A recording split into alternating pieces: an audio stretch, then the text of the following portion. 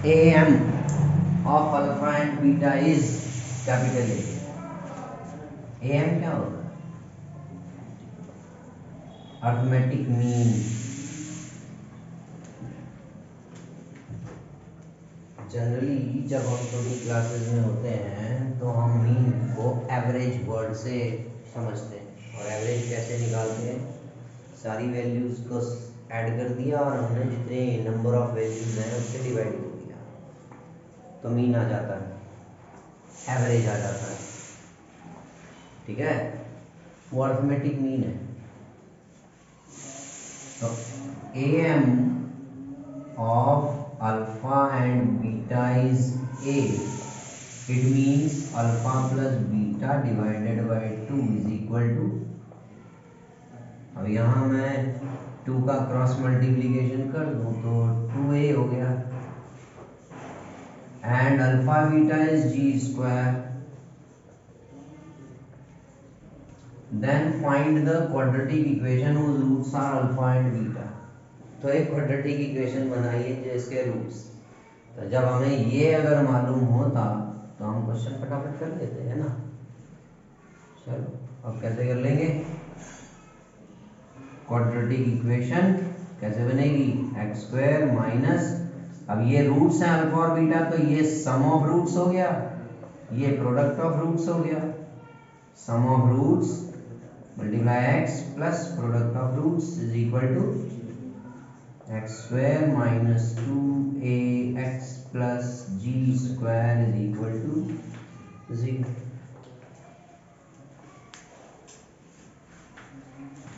अब हमारा अगला क्वेश्चन है कि x square plus b x plus 1 minus b एक क्वाड्रेटिक इक्वेशन है और इसके रूट्स निकालने हैं। ये गिवन है कि 1 minus b is a root of this equation. 1 minus b इसका रूट है। अल्फा प्लस बीटा लेंगे तो बी नजर आएगा, alpha multiply beta product of roots लेंगे तो भी बी नजर आएगा। और बिना उनमें से अल्फा और बीटा में से एक मालूम है हमें, ये रूट है भाई। हर जगह बी दिखाई दे रहा है, दोनों रूट्स में से एक 1 minus b is a root कह रहा है और रूट्स निकालने को भी कह रहा है। तो सिर्फ एक ही रास्ता दिखाई देता है यार, ये अगर रूट है तो ये इस इक्वेशन को सेटिस्फाई करेगा, क्योंकि alpha plus beta sum of roots लेते हैं तो एक, ठीक है मैं अल्फा की जगह 1 माइनस बी लिख लूंगा, बीटा की जगह नहीं पता क्या रखते हैं, है ना। और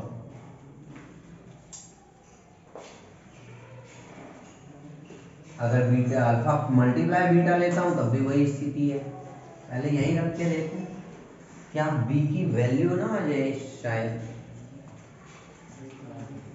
1 minus b square plus b 1 minus b plus 1 minus b is equal to 0। आप थोड़ा सा जल्दी सिंप्लीफाई कर सकते हैं इसको। 1 minus b 1 minus b 1 minus b common ले लीजिए तो आप बच जाएगा आपके पास यहाँ से 1 माइनस बी प्लस यहाँ से बी यहाँ से plus 1 is equal to 0। Positive b और negative b cancel, 1 plus 1 2, 1 minus b multiplied 2 is equal to 0। तो 1 minus b is equal to 0, 2 तो 0 होगा नहीं, ठीक है। So 1 is b minus b is equal to minus 1, b की value 1 आ गई। अगर बी की वैल्यू 1 है therefore one of the roots is 1 minus 1 is equal to 0। एक रूट तो हो गया 0। अब सम ऑफ जीरोस लिया आपने, minus coefficient of x upon 1 minus b की वैल्यू 1 निकाल लिया है हमने अपॉन 1 और एक रूट 0 है plus beta So beta is equal to -1. तो रूट्स आर क्वाड्रेटिक इक्वेशन के रूट्स हो गए 0 and -1।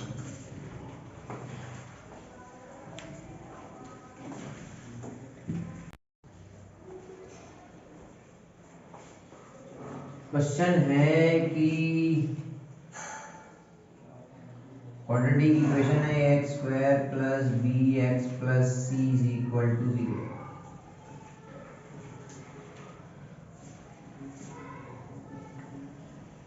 Roots are equal in magnitude,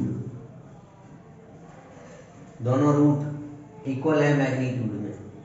3 है दोनों 3 है, 5 है दोनों 5 है, a है दोनों a है, 7 है दोनों 7 है, लेकिन ऑपोजिट इन साइन। 3 है तो एक 3 है दूसरा -3 है, 2 है एक 2 है दूसरा -2 है, 7 है एक 7 है दूसरा -7। ठीक है, तो इनमें से कौन सा केस बनेगा? पहला, कई बार कुछ क्वेश्चन जरूरी नहीं है कि सीधे हमें क्वेश्चन सॉल्व करके ही मिले, लॉजिक लगा के भी बन जाते हैं। ए 0 कह रहा है क्वेश्चन, पॉसिबिलिटी है क्यों नहीं? क्योंकि अगर a 0 हो गया तो x² का कोफिशिएंट 0 हो गया, it means 0x² plus bx plus c is equal to 0, bx plus c is equal to 0 रह जाएगा क्योंकि ये तो 0 हो गया, तो ये तो लीनियर इक्वेशन हो गई। रूट्स 2 कहाँ से आएंगे? आ ही नहीं सकते। So option A is ruled out. Cancel. दूसरे पे चलते हैं। C ax² plus bx plus c is equal to 0। c 0 क्या है? ax² plus bx plus 0 is equal to 0, ax² plus bx is equal to 0, है ना?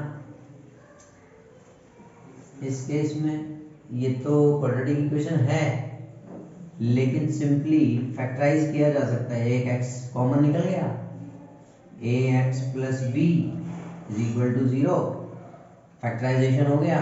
Either x is equal to 0 और ax plus b is equal to 0, तो ax is equal to -b, x is equal to -b upon a। और दूसरा root पहले ही समझ में आ जाना चाहिए, जब x 0 हो गया तो एक रूट 0 हो गया तो दूसरा रूट -0 तो होगा नहीं। Option C is ruled out. B ax² plus bx plus c is equal to 0। Option B कहता है b इज इक्वल टू 0 है, ax² plus c is equal to 0। ओ क्वाड्रेटिक इक्वेशन है परफेक्ट स्क्वायर की form में। ax², x का coefficient 0, मतलब सिर्फ x की पावर 2 है।